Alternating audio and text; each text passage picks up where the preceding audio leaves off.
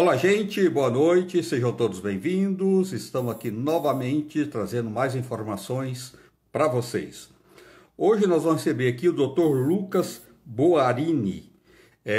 Nós vamos falar sobre doenças de Crohn.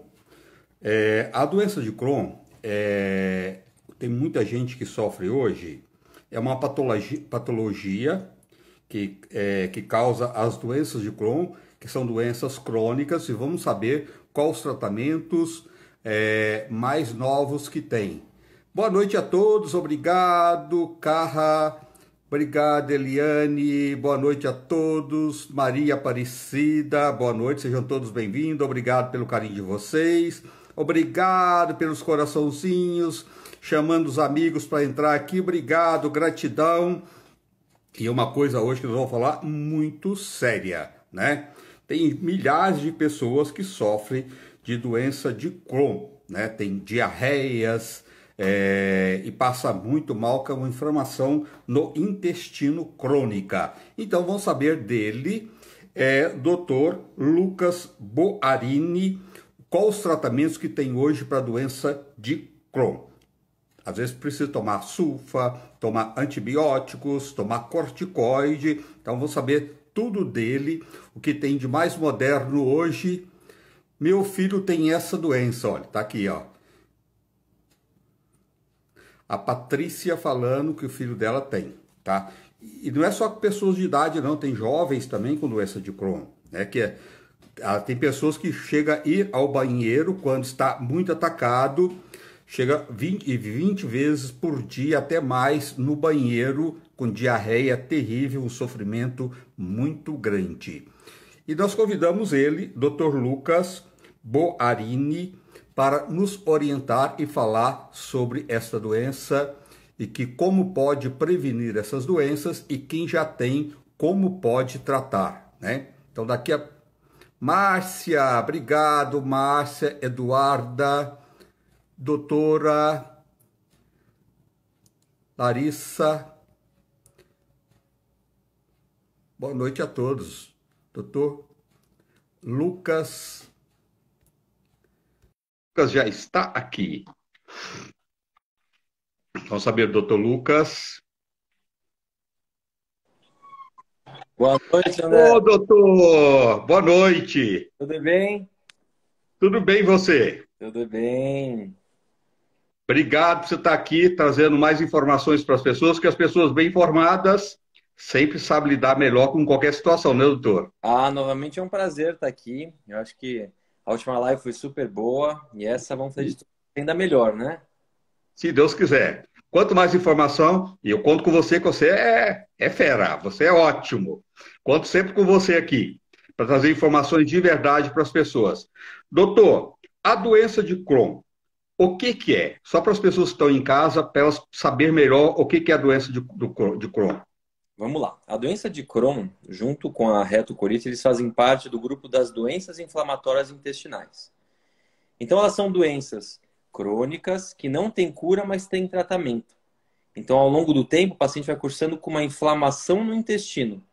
E por conta dessa inflamação, ele pode cursar com diarreia, porque ele não consegue absorver a água. Então, o intestino inflamado, ele tem essa dificuldade em absorver água.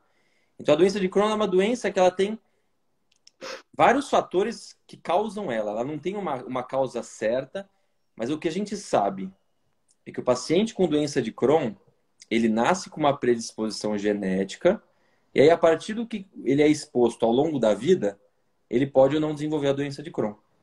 Então, o corpo começa a se autoagredir. Então, tem uma autoagressão intestinal, porque o corpo começa... existe uma mudança na microbiota intestinal, então o corpo passa a não identificar as células dele como sendo dele mesmo e se autoataca. Então, é uma inflamação intestinal causada pelo próprio intestino do indivíduo, o próprio sistema imune do indivíduo. Isso tem uma idade para aparecer, doutor? Porque às vezes a gente vê casos de pessoas muito jovens que começam a ter e pessoas com mais idade. Tem uma idade aí que pode começar a pessoa sentir e descobrir que tem doença de Crohn? A doença de Crohn ela tem uma incidência bimodal. O que a gente diz como incidência bimodal? Ela tem dois picos. Então, o primeiro pico de incidência, que é quando aparece a doença, é entre a segunda e terceira década de vida, entre os 10 e os 30 anos. E o segundo pico é na quinta e sexta década de vida, que é entre os 40 aos 60 anos. Então, esses Tá. são os períodos mais frequentemente acometidos pelas doenças inflamatórias intestinais. E é um sofrimento quando a pessoa está atacada mesmo, né, doutor? Passa a não ter uma qualidade de vida terrível, né? E a pessoa fica muito insegura com aquilo que come, quando come qualquer coisa, às vezes piora muito mais aqueles sintomas e as diarreias, né? Então é terrível quando a pessoa não tem a doença controlada, né? Exatamente. É uma característica das doenças autoimunes, e a doença de Crohn, ela é praticamente uma doença autoimune, porque elas são doenças de atividade e remissão. Então vão ter épocas que o paciente vai estar bem, vai estar com a doença ou não necessariamente controlada, mas mais amena, e tem as fases de atividade, onde realmente o paciente vai muitas vezes ao banheiro, tem uma descompensação, vai ter dor abdominal, pode ter febre, tudo isso pela atividade da doença. Porque é uma doença intestinal, mas ela faz uma liberação sistêmica. Então o paciente pode ter dor nas articulações, começa a ter febre, começa a ter sintomas de um quadro inflamatório sistêmico. Então a doença de Crohn ela tem essa característica. Tá, você já falou até bastante o que causa, mais ou menos, você quase introduziu, mas só para as pessoas saberem em casa, o que que causa a doença de Crohn no geral? Não, muito bem. Então, esse paciente ele já tem uma predisposição genética, né? Mas aí, quais são os fatores que facilitam esse desenvolvimento, né? E eles descobriram isso porque eles acompanharam pacientes que ficaram em algumas situações que não tinham esses fatores envolvidos. E quando a gente pegava esse mesmo paciente, trazia para uma situação onde tinham esses fatores, ele desenvolvia. E quais são os fatores que favorecem? O primeiro, o uso de antibiótico indiscriminado na infância. Então, a gente sabe que os antibióticos, eles têm suas indicações, mas precisam ser muito bem avaliados. Quando a gente utiliza, no Brasil a gente acaba utilizando meio indiscriminadamente, acaba mudando a microbiota, ou seja, as bactérias que a gente tem no corpo que fazem bem para a gente, acabam tendo uma alteração por esse uso de antibiótico. Outras coisas que fazem. O estresse do nosso dia a dia, as alimentações que hoje em dia a gente desembala muito, então todas os alimentos ultraprocessados, tá? O estresse do dia a dia, a poluição. Então, tudo isso são fatores que favorecem esse desenvolvimento. E como que eles viam isso? Então, quais países que têm maior incidência da doença de Crohn? Os países desenvolvidos e os países em desenvolvimento. Porque é nesses países onde tem um modo de vida urbano, né? Que esse é um fator que desencadeia. E eles viram por quê? Porque eles pegaram uma população que vinha de um modo de vida rural. E quando eles traziam parte dessa população para o modo de vida urbano, aumentava essa incidência. Então eles viram que tudo bem, você já nasce com uma chance, mas se você não tiver essa exposição, talvez se você morar sempre num lugar calmo, tranquilo, você não chega a desenvolver essa doença, entendeu? Então isso são alguns fatores que favorecem. E essa mudança, quando a pessoa vem para a cidade, então, além de mexer com o emocional, também a alimentação no geral muda, né, doutor? Ele que não está acostumado lá no sítio, ter uma comida mais sem agrotóxico, mais frutas, verduras, né, sem nada com conservantes, uma comida de verdade, quando ele vem para a cidade, a facilidade que tem a alimentação hoje, em oferecer coisas praticamente prontas, isso também pode piorar muito essas causas. Com certeza pode. Com certeza pode, porque é, não tem jeito. Por mais que o produto fale que é saudável, ele vai ter algum grau de conservante. A salada vai ter algum grau de agrotóxico. Então, tudo isso vai alterar sua microbiota. Então, de fato, o principal fator de risco é o modo de vida urbano, o modo de vida ocidental, que a gente vem tendo essa alteração nas últimas décadas. Então, de fato, a incidência das doenças inflamatórias intestinais, de um modo em geral, cresceram muito por conta dessas mudanças. Doutor, fora diarreia, essas dores musculares, tudo isso que você colocou, o que mais que a doença de Crohn pode provocar nas pessoas que têm? Uma coisa que é muito importante, que às vezes os pacientes ficam preocupados, é normal a gente ter diarreia esporádica, tá? E por quê? Porque a gente está exposto a alguns vírus, alguma coisa que comeu que estava fora do prazo de validade. Então isso pode acontecer, tá? Porque muitas vezes a gente fala, meu Deus, tive uma diarreia, então eu tenho doença de Crohn. Não, não é isso, tá? A doença de Crohn, a gente vai começar a investigar em uma diarreia que dure mais do que 21 dias. Porque aí ela passa de ser uma diarreia aguda e vira uma diarreia crônica. Então, neste momento, a gente precisa investigar. E aí nós vamos sim abrir mão de alguns exames que a gente vai comentar mais para frente, né? Mas, de fato, os principais sintomas da doença de Crohn é uma doença que pode acometer da boca até o ânus. Então, ela pode pegar qualquer parte do intestino. Então, os sintomas vão ser relacionados à localização da doença. Então, se a doença, por exemplo, pegar a parte perianal, ou seja, próximo do ânus, ela vai dar fístulas, ela vai dar inflamação, o paciente pode ter sangramento. Então, são alguns fatores. Se ela pegar mais o intestino grosso, ela vai ter mais diarreia, pode ter anemia, pode ter a perda de peso e a febre. Se ela pega mais o intestino fino, geralmente são sintomas mais suboclusivos, porque o intestino fino, por ser menor, se ele inflama um pouquinho, ele já fecha um pouco o intestino. Então pode dar mais distensão abdominal junto com a diarreia. Então são alguns sintomas que podem dar.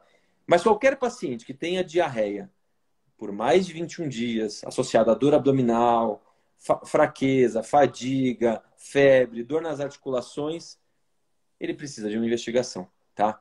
Toda inflamação pode fazer o paciente perder peso, e a doença de Crohn não é diferente. A gente já tratei pacientes que pesavam 29 quilos, precisavam ir para cirurgia, ou seja, então, esse quadro de diarreia importante, associado ou não com sangue, ou associado ou não com catarro, precisam ser investigados.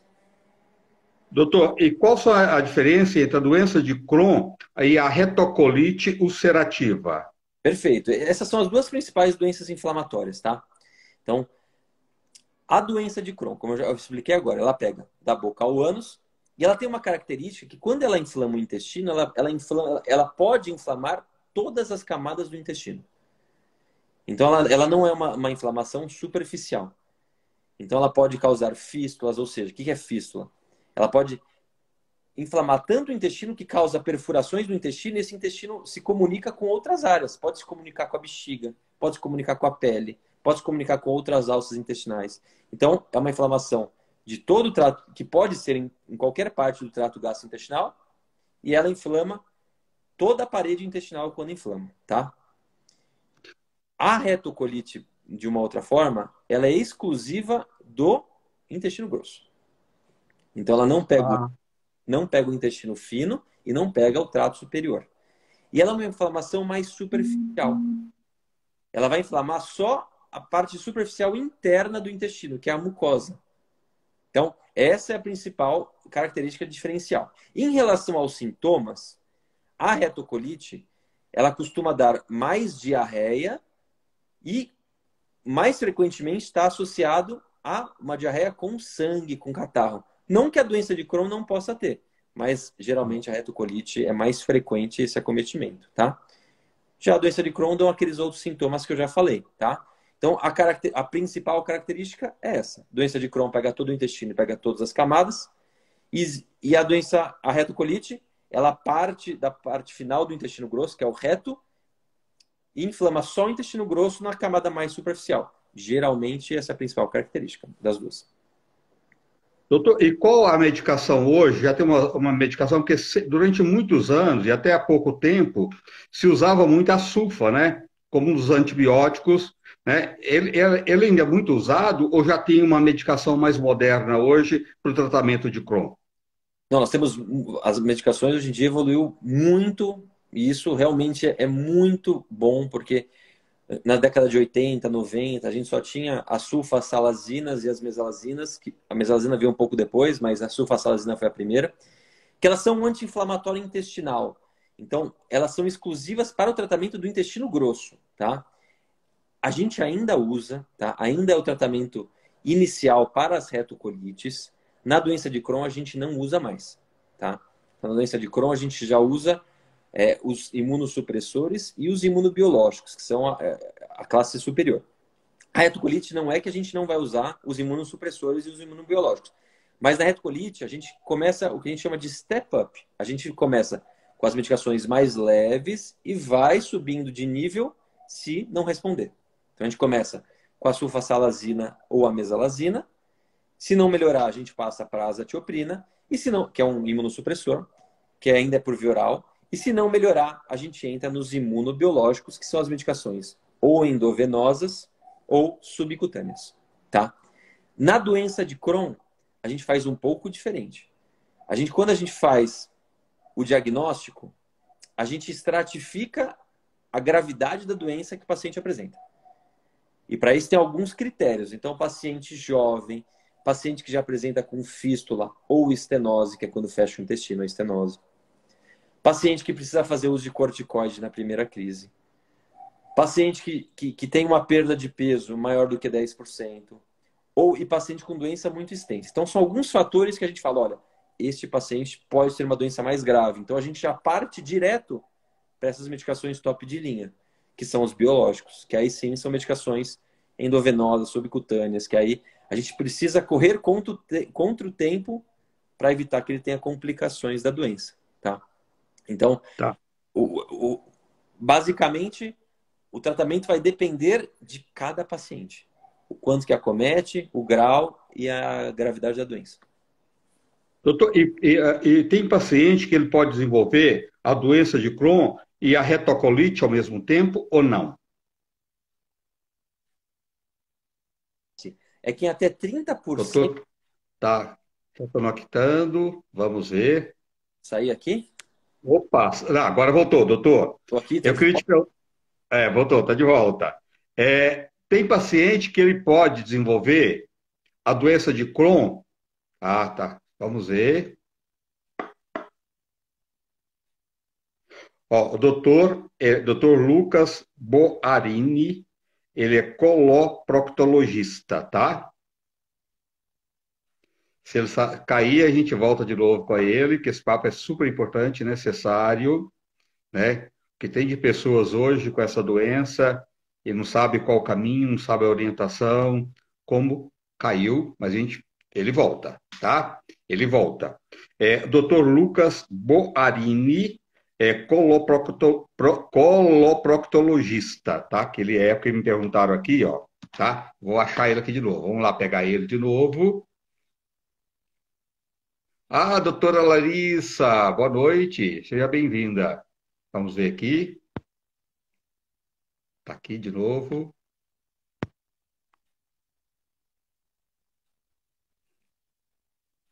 Vamos ver se a gente consegue. Voltou, doutor. A internet está preguiçosa aqui, vou te contar, viu, André? Ah, anda preguiçosa, viu, doutor? É possível a pessoa desenvolver a doença de Crohn e a retocolite ao mesmo tempo?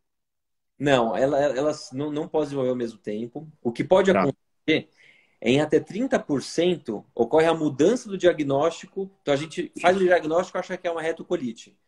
Aí de repente tá, desenvolve uma fístula no intestino. Então a gente fala, não, isso não é, isso parecia uma retocolite, mas é uma doença de Crohn. Porque como a gente não tem um método que fala que bate o martelo entre uma ou outra, diagnóstico fechado, né? o que vai dizer muito para a gente é aonde que é o acometimento, qual é os sintomas. Então a gente precisa de vários fatores para estimar. Tá, Então o que eu falo? Olha, eu neste momento não preciso saber se é uma ou outra. Porque se for a doença de cólon, a gente vai tratar praticamente da mesma forma, inicialmente. Então, esse diagnóstico, inicialmente, não precisa... A gente sempre fala que na doença inflamatória não importa a foto, e sim o filme. Então, a gente vê como essa doença vai evoluir, é mais importante para a gente, porque o tratamento da doença de cólon, ela é bem semelhante. Então, mas as duas juntas não acontece. É uma ou outra, mas no início não importa tanto a gente fechar esse diagnóstico se é uma ou outra, porque o tratamento vai ser semelhante na doença de cólon, que é quando confunde, né? As pessoas, isso pode ser uma doença, doutor, que ela pode ser desenvolvida por uma má alimentação, por bebida, a pessoa que não tem, de repente, o intestino não funciona bem, de repente ela começa a ter muita diarreia. Isso pode ser também, a pessoa até tem a doença, mas ela não evoluiu e ela pode aparecer a qualquer momento, assim, quando a pessoa não cuida. Sim, o que acontece é, o paciente fala, doutor, eu tinha uma vida normal. E aí, de 6 meses para cá, eu comecei com uma diarreia, com perda de peso, com febre. Então, essa é a história natural da doença. Não é aquele paciente que já nasce com ela. Tem, Não lógico é que hereditário, não, é hereditário, não, né, doutor? existe um fator hereditário. Como ela tem uma É. predisposição genética, então Ah, existe um fator. E como que eles descobriram isso? Eles viram que pacientes gêmeos ou pacientes que têm um familiar com doença de Crohn têm maior chance de ter. Tá? Então, isso é fato. Não é muito importante, não é assim, se minha mãe teve, eu vou ter. Não, não é assim, tá? Mas em até 16% dos pacientes com doença de Crohn tem algum familiar com doença de Crohn. Então, assim, tem um fator hereditário. Mas como eu disse, se essa pessoa conseguir ficar livre de um fator de exposição, ele pode não desenvolver a doença, tá? Mas é importante a pessoa entender que essa pessoa precisa ter uma predisposição genética. Tá? Não é tá. qualquer pessoa que come errado, que come isso, que come aquilo, vai desenvolver. Mas aquela que tiver uma chance genética, pode desenvolver ou não, a partir do que ela expõe. Aliás, comer certo, ter uma boa alimentação, quanto menos alimentos industrializados, quanto menos alimentos processados, né, embutidos, comida de verdade, não é só um ganho na doença de Crohn ou na retocolite, é na vida, na saúde no geral, né, doutor? Isso Ah, só vai ajudar as pessoas, né? acho que tem uma máxima que eu falo para meus pacientes, é tentar descascar mais e desembalar menos. Eu acho que isso, É. para tudo, é um grande segredo, né? A gente precisa realmente se cuidar, não só da nossa saúde intestinal, mas para a gente evitar a pressão alta, diabetes, todas as doenças sistêmicas que a má alimentação pode ocasionar, né? Então, acho que a doença inflamatória, ela é das milhares de doenças relacionadas com o modo de vida que a gente tem, né? Então, acho que a gente precisa cuidar dessa forma, sim. Doutor, e as doenças emocionais? Ela pode vir fazer com que as pessoas, que ela já tem, é o que você falou, ela já tem ali, mas está tudo bem, igual você colocou, tem paciente que falou, 20 dias atrás eu tinha uma vida super normal, desenvolveu, de repente, essa doença, estou com diarreia. E as doenças emocionais, ela pode também ser um fator? Sim, com certeza, né? Lá no Hospital das Clínicas, aqui na USP, a gente está fazendo um levantamento, porque a gente já sabe dessa relação, mas é muito frequente os pacientes que falam, doutor, depois que eu perdi um ente querido, ou depois que eu tive um estresse muito grande, ou depois que eu me separei. Então, a gente sabe que o fator emocional ele pode ser o gatilho para desenvolver, tá? Não que ele isoladamente cause isso, mas ele pode ser o gatilho do desenvolvimento.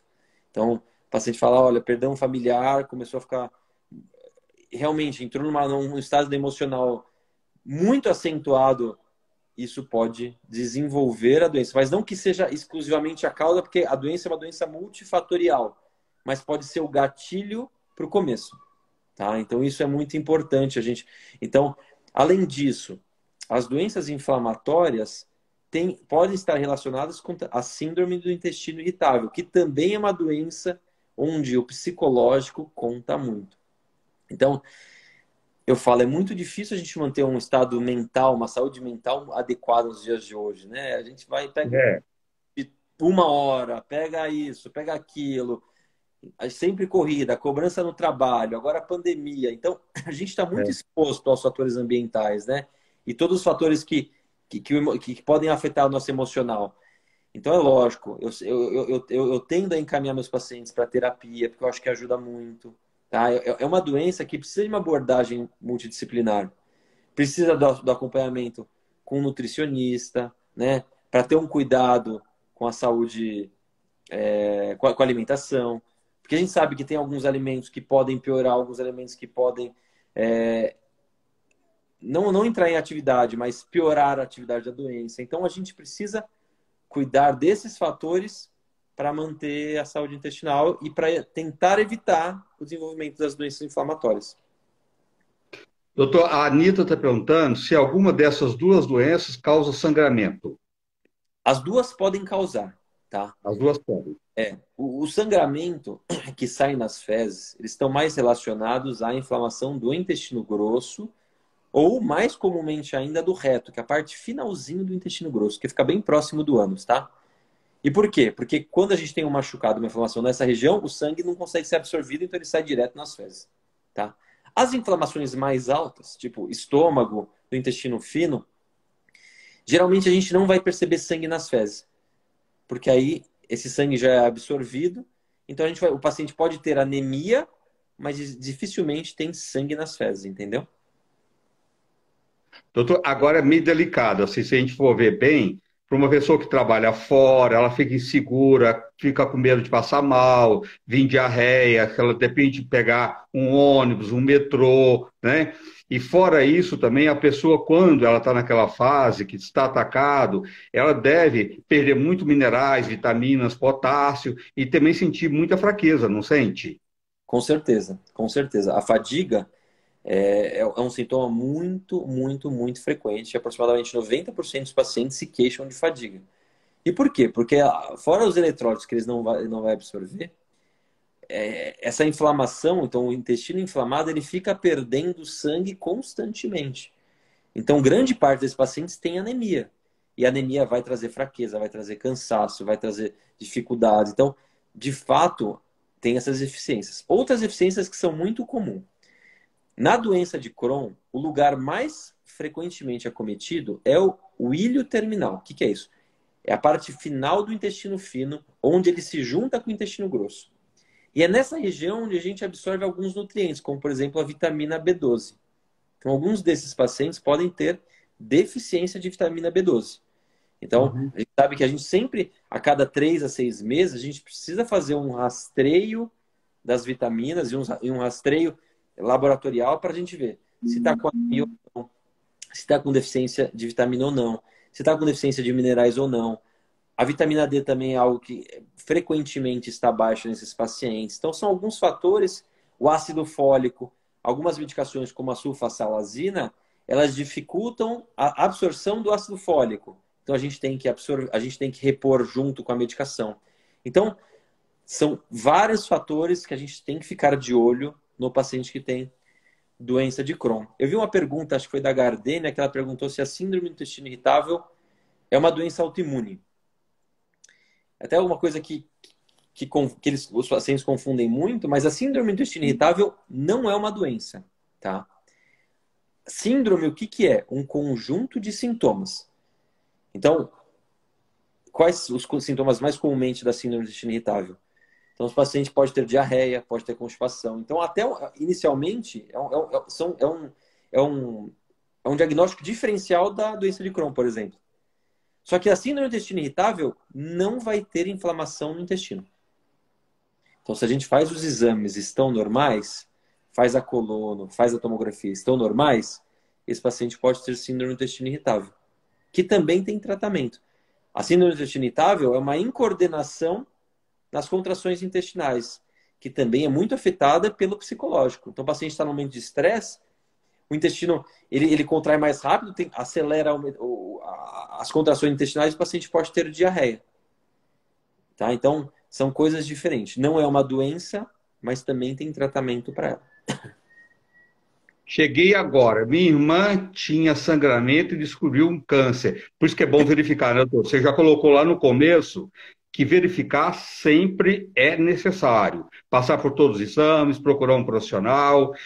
Começou a ter diarreia, ficou uns dias, tem que procurar. Aliás, doença não pode deixar para lá, né, doutor? Sempre é importante procurar um profissional na área que ele possa ver o que está acontecendo, que de repente você pensa que é uma coisa, é uma coisa totalmente diferente, né?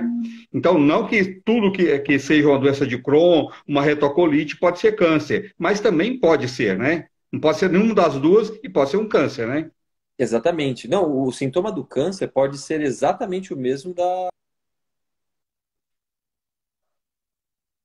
de reto, como fica na parte final do intestino, ele também vai Sei. alterar o ato intestinal, ou seja, o paciente também pode ter diarreia, também vai ter muco nas fezes, também vai ter sangramento.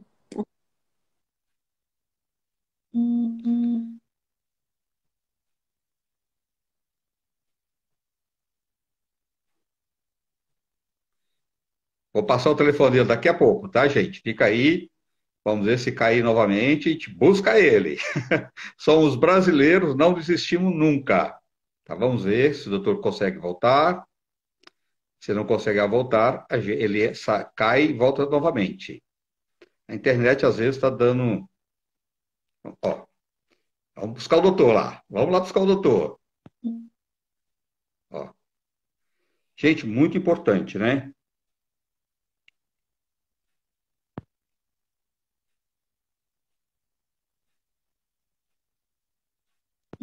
Vamos ver se o doutor entra novamente.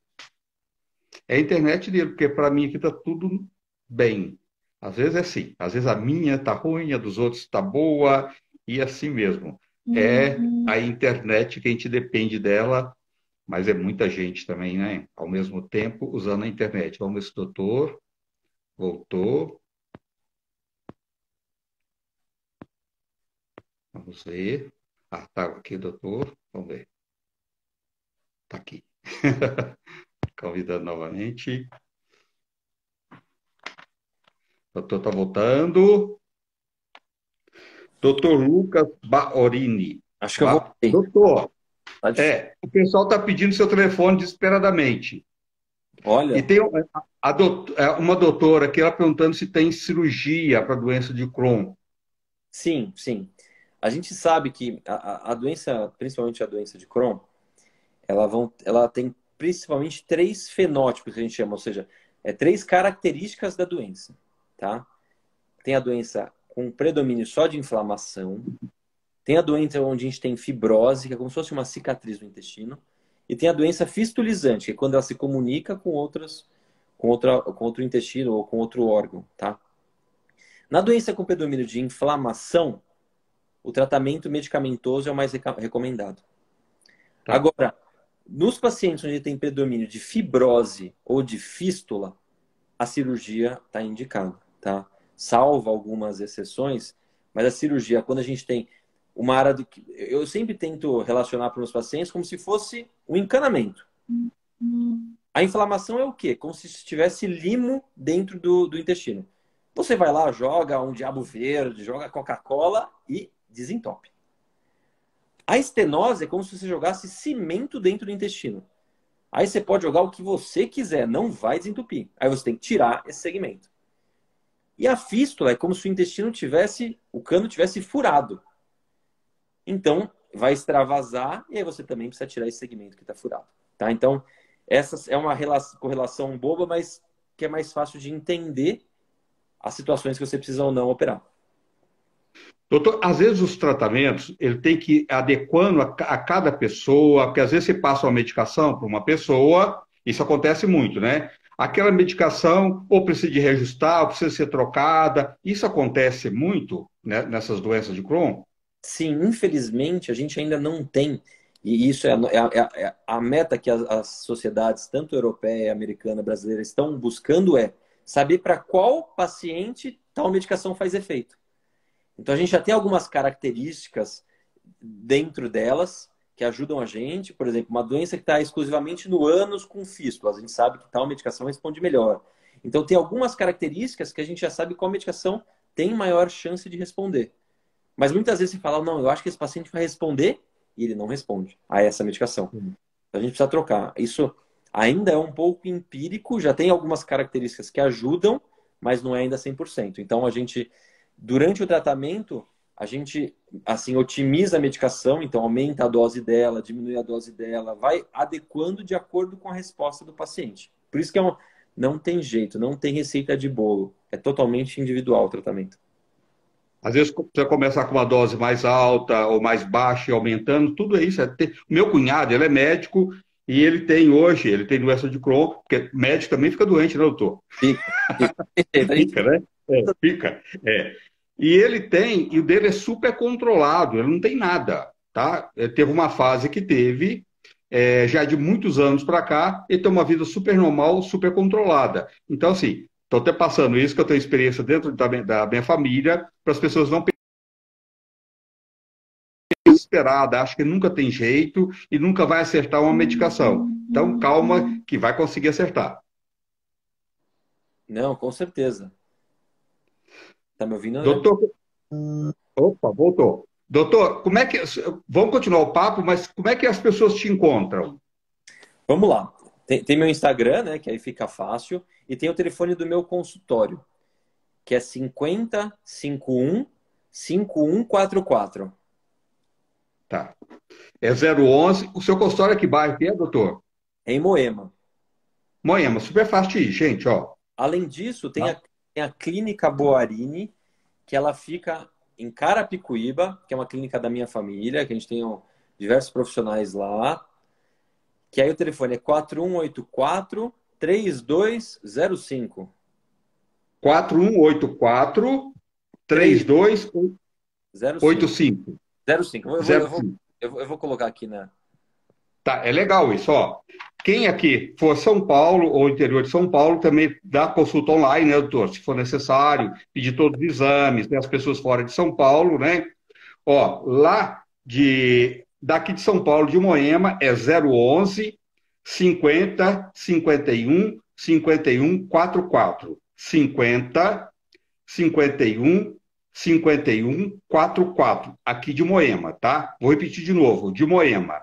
011 50 51 51 44. Liga no horário comercial. Esse é o Dr. Lucas aqui de Moema. Lá de. De onde que você falou que é? Cara, De Carapicuíba, tá? Que também é perto de São Paulo, né? Que é isso, da família dele. É. É 48, é 011 também, 4184-3205, lá de Carapicuíba.